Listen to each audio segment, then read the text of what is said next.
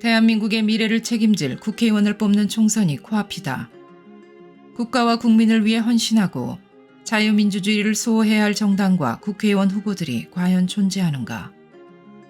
진정으로 존경받는 인물을 국회의원으로 선출해야 하는데 대한민국을 전복시켜 적화통일하려는 데 앞장섰던 사람들이 국회의원을 하겠다고 나오는 세태가 과연 자연스러운 일인가? 걱정이 앞선다. 미국 문화원을 점거했던 삼민투 운동권 출신 하문경 씨는 국민의힘에 공천되었다. 그리고 김일성 주체 사상에 관한 내용이 담긴 책들을 학생들에게 배포하고 주한미군 대사관에 방화를 시도한 운동권 출신 정청래 씨는 더불어민주당에 공천되었다. 이로써 미 문화원 점거와 미 대사관 방화의 대결 구도가 펼쳐지게 된 것이다. 그러나 그들이 국회의원이 되는 것보다 더 큰 그들의 공이 있다. 그것은 영어 열풍이 가득한 대한민국에서 방대한 자료들이 가득했던 미국 문화원을 철수시킨 일이다. 미 제국주의 타파를 외치던 반미, 김일성 주체 사상 탐닉, 자유 대한민국을 부정했던 이들이 여야 상관없이 국회로 밀려 들어오는 이 세태를 어떻게 바라봐야 하는 것일까? 하문경에 대해서 공천을 하는 걸 보고 와, 사람들이 딱 또 표를 만들었어요. 호주의 힘, 국민의 힘이 아니고 호주의 힘이다 이거. 호주의 힘? 예, 네. 호남 주사파의 힘. 이야, 압권이다. 호주의 힘이다. 네. 호남 주사파. 네. 한동훈, 이분 왜 이러는지 모르겠어요. 네, 무슨 운동권을 청산하자. 그렇지. 그게 고작 총선의 화두입니까? 대한민국의 대표 정당인 국민의힘과 더불어민주당. 두 정당은 서로 다른 정당인가? 아니면 쌍둥이 정당일까? 이름만 보면 서로 다른 정당처럼 보이지만 어느새 이 두 정당은 추구하는 가치와 이념이 다르지 않다는 것을 보여주고 있다. 당원은 국가의 헌법과 같다. 따라서 정당이 추구하는 바를 이해하려면 당원을 읽어보면 된다. 국민의힘 홈페이지에 올라와 있는 당원에는 다음과 같이 쓰여 있다. 자유민주주의를 공고히 한 228 대구 민주운동, 38 대전 민주의거, 3.15 의거, 4.19 혁명, 부마항쟁, 5.18 민주화운동, 60 항쟁 등 현대사의 민주화운동 정신을 이어간다. 이 항목은 모두 100년이 채 지나지 않은 역사적 사실이다. 동일한 사건을 놓고도 어떤 사람은 민주화운동이라고 부르고 어떤 사람은 아니라고 한다. 예를 들면 5.18이 민주화운동인지 폭동인지의 여부는 극명하게 대립하고 있다. 더불어민주당 강령을 보자. 홈페이지에는 다음과 같이 쓰여 있다. 4.19 혁명, 부마민주항쟁, 5.18 민주화운동, 60 민주항쟁, 촛불 시민혁명의 위대한 민주주의 정신을 계승한다. 심지어 민주당에서는 박근혜 대통령을 탄핵한 시위를 촛불 시민혁명이라고 표현하고 이를 강령에 넣었다. 자유민주국가에서 헌법에 의해 선출된 대통령을 어떻게 강제로 끌어내려 감옥에 보낼 수 있는지, 그리고 어떻게 촛불 시민혁명이라는 표현을 쓸 수 있는지 섬뜩한 느낌마저 든다. 앞으로도 계속 촛불과 시민들을 이용해 그렇게 하겠다는 뜻을 내포하고 있다. 국민의힘과 민주당의 공통으로 들어간 내용은 4.19, 부마 사태, 5.18, 60이다.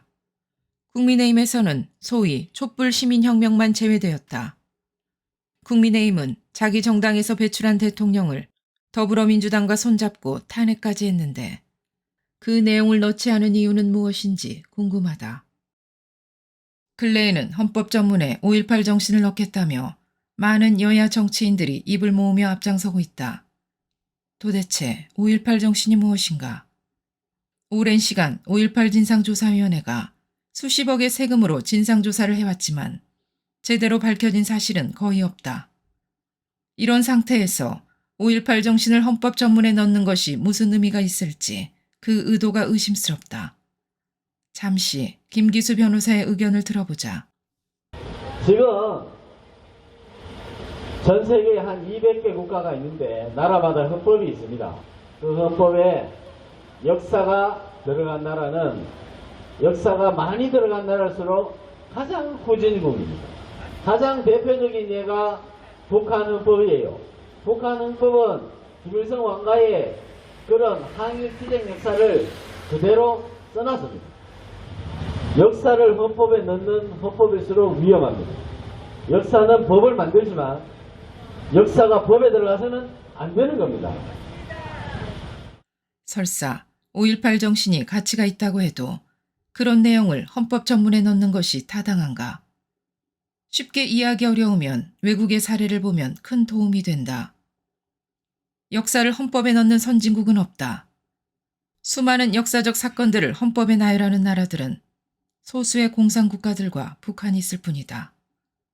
그럼에도 불구하고 여야 정치인들이 강력하게 추진하는 의도가 굉장히 궁금하다. 미국의 헌법 전문을 간단히 살펴보자.